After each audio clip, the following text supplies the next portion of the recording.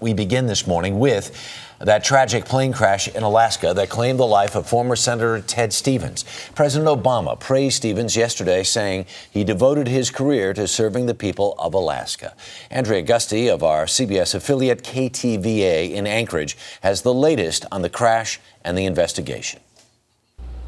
Good morning. You know, if Alaska had a Mount Rushmore, Senator Ted Stevens would definitely be on it. Truly a founding father of our state, many Alaskans knew him simply as Uncle Ted. Now, Stevens was very instrumental in Alaska's statehood back in 1959, and this crash is a tragic end to a very long and sometimes controversial career. This is the wreckage of the plane that was carrying Senator Stevens and his friends through a remote area of southwest Alaska. They took off in a light rain around 3 p.m. Monday from a lodge on Lake Nurka and headed toward a fishing camp on another lake 38 miles away. Visibility was about 3 miles.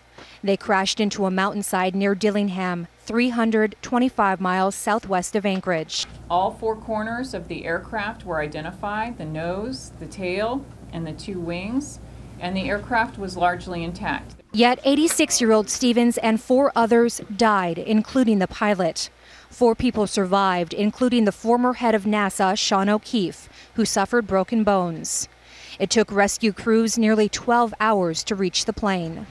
Ted Stevens was the longest-serving Republican senator in U.S. history and Alaska's senator for nearly 40 of the 51 years it's been a state. I will never stop fighting for the people of Alaska.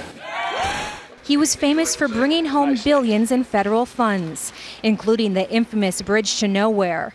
Yet his Senate career ended in scandal in 2008 when he was found guilty on corruption charges. The case was eventually thrown out, but Stevens lost his final election later that year. I have 2 homes. One is right here in this chamber, and the other is my beloved state of Alaska.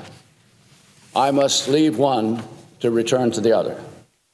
Stevens' family released a statement saying he loved Alaska with all his heart. His legacy is the 49th star on the American flag. Ted Stevens of Alaska. Stevens survived another plane crash back in 1978. 5 people on board were killed, including his first wife. The senator reportedly talked about having a premonition that he would die in a plane crash.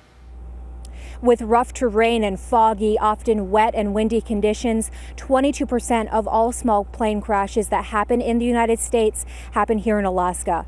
The government is investigating this crash, but it hasn't gotten very far due to bad weather at the crash site. In Anchorage, Alaska, for CBS News, I'm Andrea Gusty.